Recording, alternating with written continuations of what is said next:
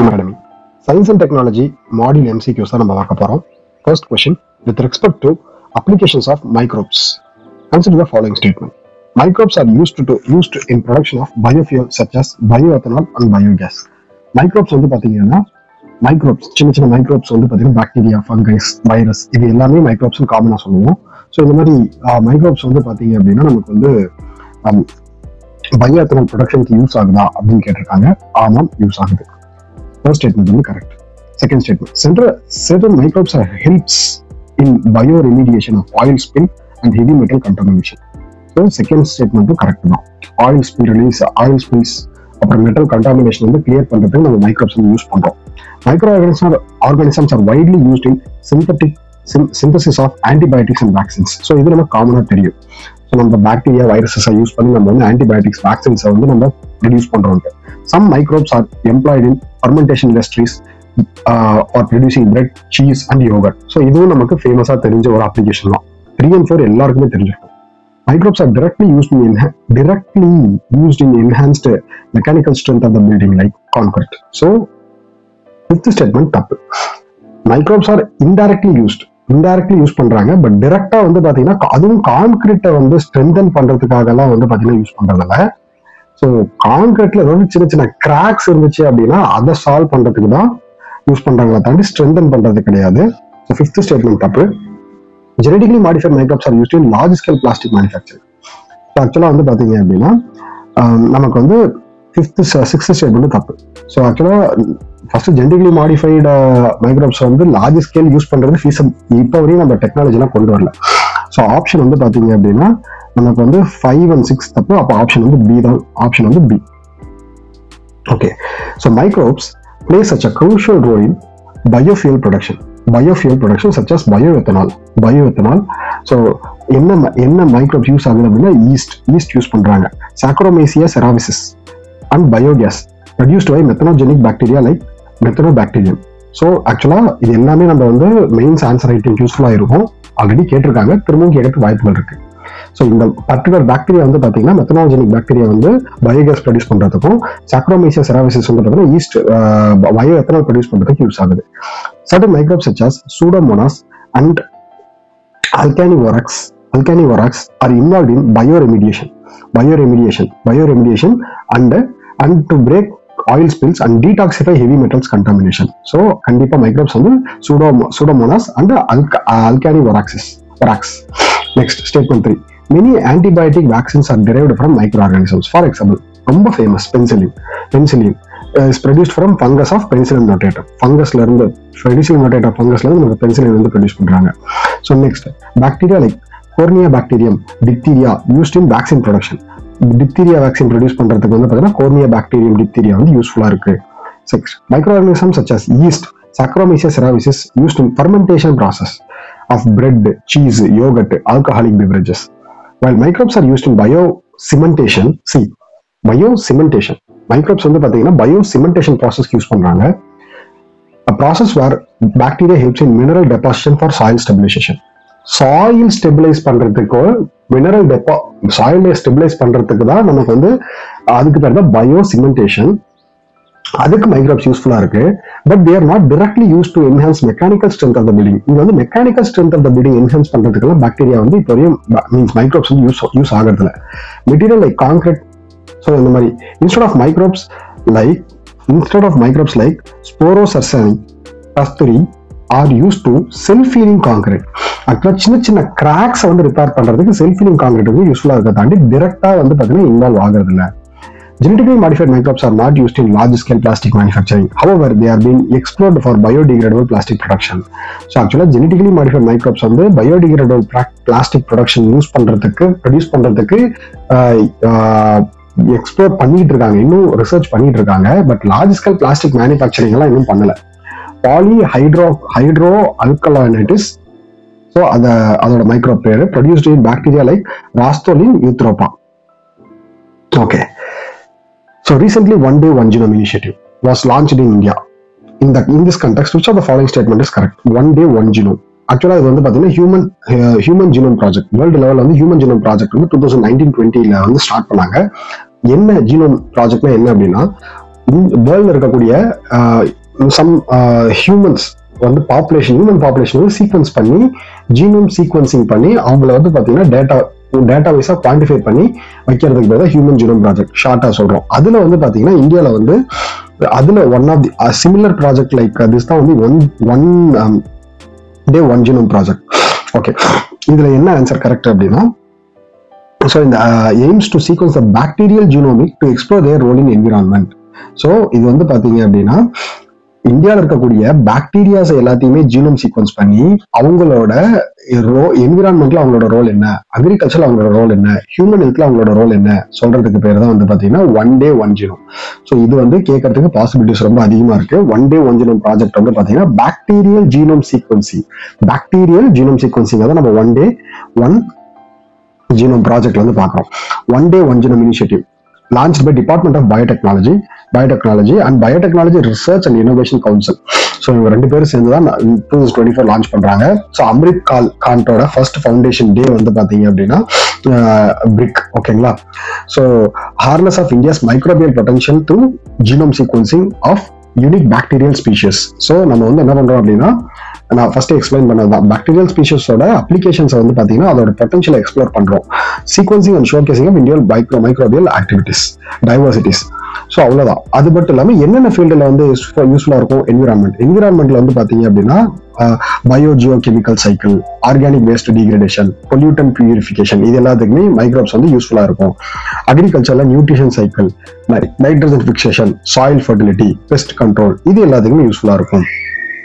Human health, essential for digestion, immunity, mental health, and protection against diseases. Industrial medicinal applications help identify microbes for biotechnology, antibiotics, and enzymes of production. இது எல்லாத்துக்கும் யூஸ்ஃபுல்லா இருக்கு. So coordinated by BRIC NIBGM, National Institute of Biomedical Genomics. So இவங்க தான் வந்து coordinate பண்றாங்க. ஓகேங்களா? So next question, with reference to oral rehydration therapy. ஆக்சுவலா ஓரல் ரீஹைட்ரேஷன் தெரப்பிங்கிறது ரொம்ப மீன்ஸ் லாஸ்ட் ஒரு 3 இயர்ஸா வந்து பாத்தீங்க அப்படின்னா நியூஸ்ல இருந்துகிட்டு இருக்கிற ஒரு டாபிக். ஸோ இது வந்து கொஸ்டின் இது வரையும் கேட்கல, கேட்டா நம்ம வந்து இது மேபி இதை பேஸ் பண்ணி கேட்கலாம். சரிங்களா? சரி, ஓரல் ரீஹைட்ரேஷன் தெரப்பி ஓடிஆர் ஒர்க்ஸ் பை ஒன்றும் இல்லை, நம்ம வந்து பாத்தீங்கன்னா ஓஆர்எஸ் பவுடர் சொல்றோம் இல்லைங்களா, ஓஆர்எஸ் பவுடர் தான் ஓரல் ரீஹைட்ரேஷன் தெரப்பி. ஸோ நம்மளுக்கு எனர்ஜி டவுன் ஆயிடுச்சு அப்படின்னா அதை குடிக்கும் போது நமக்கு எனர்ஜி வந்து இதாகும், மோரல்ல similar to glucose. ORT works on increasing in body's water absorption through active transport of potassium chlorine ions in intestine.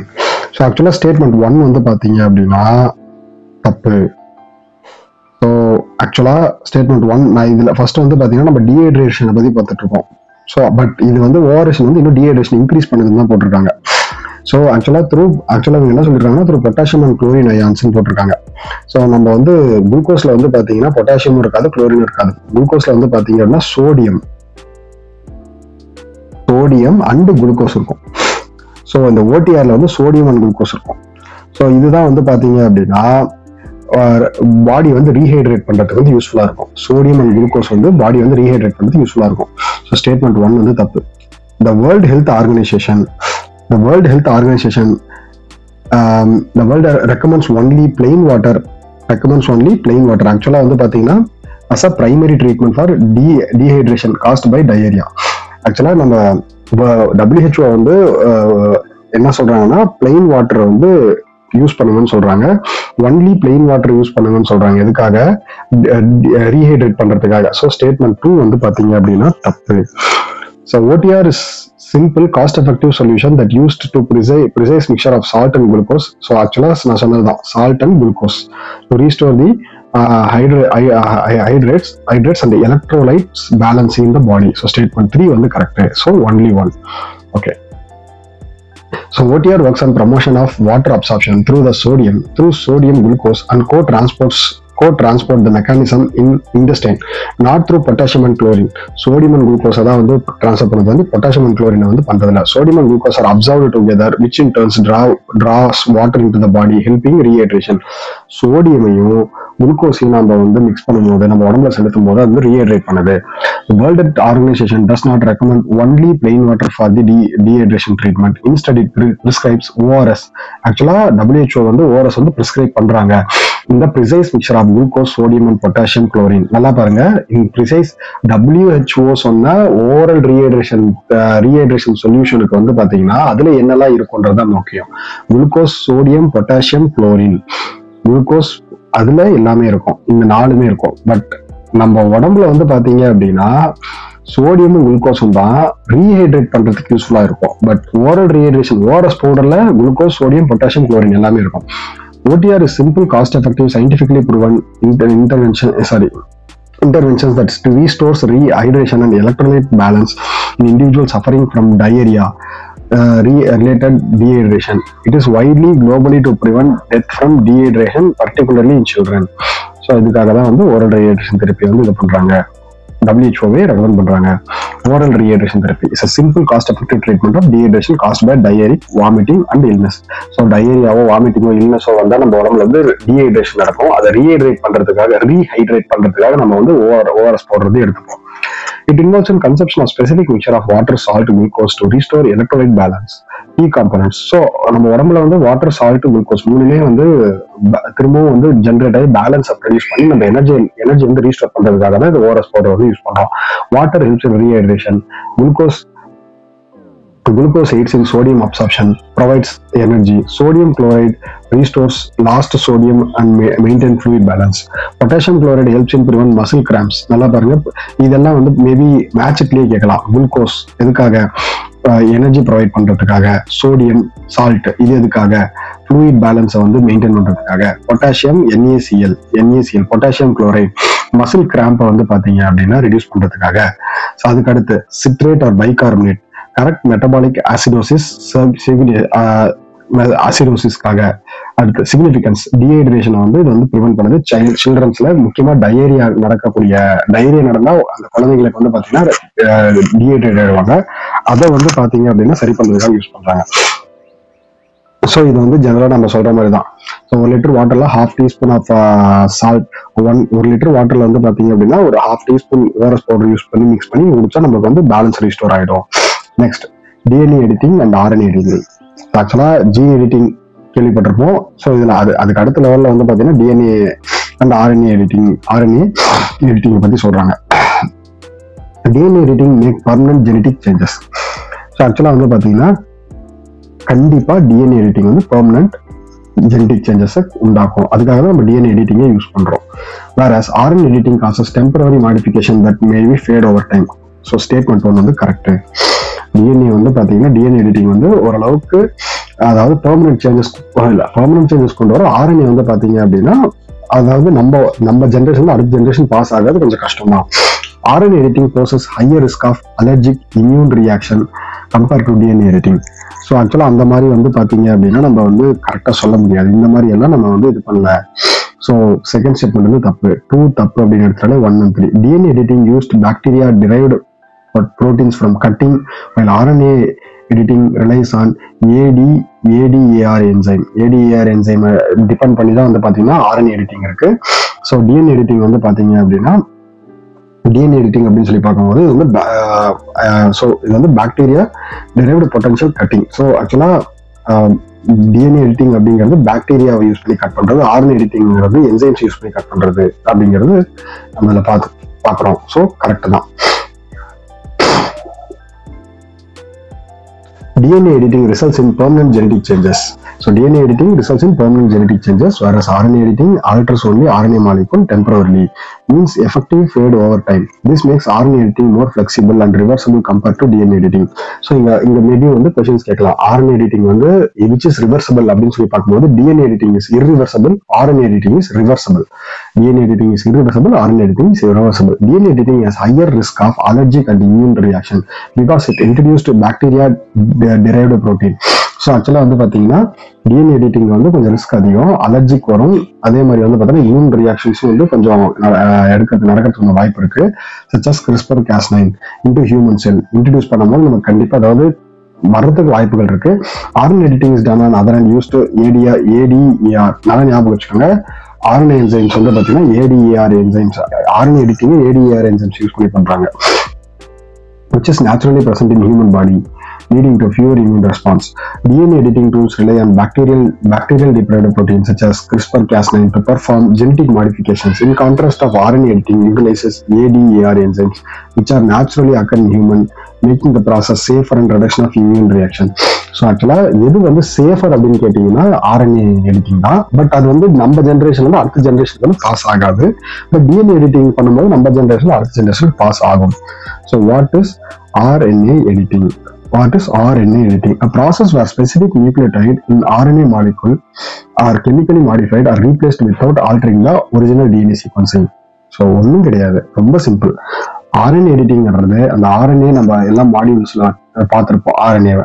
So RNA அந்த RNA வந்து பார்த்தீங்கன்னா DNA அண்ட் RNA வந்து பார்த்துருப்போம், சிங்கிள் ஸ்டாண்டர்ட் டபுள் ஸ்டாண்டர்ட் அப்படின்ட்டு. அதில் ஏதோ ஒரு சீக்வன்ஸை வந்து பார்த்தீங்கன்னா எடிட் பண்ணுறது, கட் பண்ணி வேற ஒரு பீஸால ரீப்ளேஸ் பண்றது. Primarily involved A to I adenosine to adenosine to inosine and C to U cited into uridine conversion via enzymes like adenosine deaminase acting on RNA. இதெல்லாம் வந்து பார்த்தீங்கன்னா இதை யூஸ் பண்ணி தான் RNA வந்து எடிட் பண்றாங்க. Applications: modified protein synthesis without permanent genetic changes, potential treatments such as genetic disorders, நல்லா பாருங்க, neurological disorders, cancers. ஸோ இது வந்து கண்டிப்பா ட்விஸ்ட் இருக்கும். RNA எடிட்டிங் மூலயமா ஜெனடிக் டிசார்டரை சரி பண்ணலாமா அப்படின்னு கேட்கும் போது எல்லாருமே கண்டிப்பா யோசிப்போம், எப்படி RNA எடிட்டிங் மூலயமா நம்ம வந்து ஜெனடிக் டிசார்டரை வந்து சரி பண்ண முடியும் அப்படின்னு சொல்லிட்டு. But RNA editing is a potential treatment for genetic disorder, neurological disorder, cancer. Genetic கண்டிப்பா கொஸ்டின் வரும், கண்டிப்பா இப்படி இதுல வந்தா இப்படிதான் வரும், இதுல வந்தா இப்படிதான் கொஸ்டின் கேட்பாங்க. potential treatment for genetic disorder, neurological disorder and cancer. இதுதான் வந்து கொஸ்டினா கேட்பாங்க. Useful in drug development and synthetic biology. Definition: a permanent modification of a genomic DNA sequence using advanced gene editing technology like CRISPR-Cas9, TALENs and ZFNs. Advantage: reversible and less risky. So first year பார்த்துட்டோம், இது வந்து reversible and also less risky.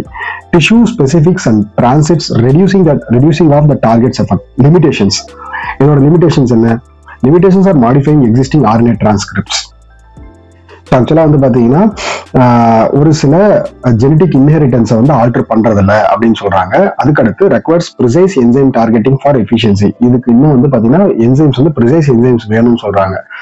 DNA editing அப்படிங்கிறது permanent modification, அது வந்து temporary modification, அது வந்து permanent modification. Already பார்த்ததான் CRISPR-Cas9, TALENs, ZFN use பண்ணி நம்ம வந்து பண்றாங்க, டெக்னாலஜிஸ் யூஸ் பண்ணி. Mechanism: CRISPR-Cas9 introduce target cuts in DNA, enabling insertion, deletion and correction of gene. ஒன்றும் இல்லை, CRISPR-Cas9ங்கிறது மாலிகுலர் சிசர்னு சொல்லுவாங்க. ஸோ அது வந்து எந்த இடம் ஜீன்ல டிஃபெக்டா இருக்கோ அதை கட் பண்ணி புது ஜீனால ரீப்ளேஸ் பண்ணிடும். prime editing: more precise DNA modifying without creating double stranded breaks. Applications: treatment for genetic disease. DNA வந்து பாத்தீங்கன்னா எடிட்டிங் வந்து எதுக்காக பண்றாங்கன்னா ஜெனடிக் டிசீஸ்க்கு. ஸோ RNA-லையும் இங்க பாருங்க, நம்ம ஜென்ரலா பார்த்தோம், இங்கேயே பார்த்தோம், RNA-லையும் ஜெனடிக் டிசார்டருக்கு வந்து யூஸ் பண்றாங்க, DNA-வும் ஜெனடிக் டிசார்டருக்கு வந்து எடிட்டிங் வந்து ஜெனடிக் டிசார்டருக்கு யூஸ் பண்றாங்க. Like sickle cell anaemia, cyst fibrosis, muscular dystrophy. இங்க வந்து பாத்தீங்க அப்படின்னா ஜெனடிக் டிசார்டர்னு பர்டிகுலரா மென்ஷன் பண்ணல, வைடா சொல்லியிருக்காங்க. பட் இங்க வந்து பர்டிகுலரா மென்ஷன் பண்ணியிருக்காங்க, sickle cell anaemia, cystic fibrosis and muscular dystrophy அப்படின்னு சொல்லிட்டு. enhance crop genetic for better yield and disease resistance. So ஆக்சுவலாக ஜென்ரலாக தெரிஞ்சதான், crop yield வந்து இது மூலமா இன்க்ரீஸ் பண்ண முடியும், டிசீஸ் ரெசிஸ்டன்ஸ் வந்து கிரியேட் பண்ண முடியும். Advantage: permanent correction of genome can eliminate genetic disorder at their root cause. So கண்டிப்பா வந்து பாத்தீங்கன்னா ஒன்ஸ் நம்ம அதை கரெக்ஷன் பண்ணிட்டோம்னா அந்த டிசார்டரை வந்து டிலீட் பண்ணிடும் அப்படிங்கிறது நமக்கு நல்லாவே தெரியும். ஓகே, பயோசென்டினல்ஸ் கண்டிப்பா ஆக்சுவலா இது எல்லாமே வந்து ஏன் நான் வர்றதுக்குள்ள வாய்ப்புகள் அதிகமா இருக்குன்னு சொல்றேன்னா, சிமிலரா PYQs கேட்டு வந்திருக்காங்க. ஸோ அதை பேஸ் பண்ணி அந்த கொஸ்டின் எடுத்திருக்கோம். So biosentinels, with reference to biosentinels, consider the following statement. So biosentinels in NASA mission designed to study effect of deep space radiation on living microorganisms beyond Earth's magnetosphere. ரொம்ப simple. பயோசென்டினல்ஸ் அப்படிங்கிறது earth மேக்னோட்டோஸ்பியரை தாண்டி living micro organisms இருக்கா இல்லையா அப்படிங்கிறத test பண்றதுக்கு தான் நமக்கு வந்து பயோசென்டினல்ஸ் யூஸ் பண்றாங்க. ஸோ கரெக்ட் தான். It is a first space mission to use human stem cell. So ஆக்சுவலாக இதுவே தப்பு. ஆக்சுவலாக வந்து பார்த்தீங்க அப்படின்னா இது வந்து ஈஸ்ட் செல்ஸை தான் யூஸ் பண்ணும், ஹியூமன் செல்ஸ் வந்து யூஸ் பண்ணாது. ஸோ ஏன் ஈஸ்ட் செல்ஸை யூஸ் பண்ணுவாங்க? YEAST ஈஸ்ட் செல்ஸ் ஏன் யூஸ் பண்ணுவாங்கன்னா இது similar to human cells. So statement 2 வந்து தப்பு, statement 1 only correct. Okay. So actually biosentinels is a NASA's mission designed to study effects of deep space radiations on microorganisms.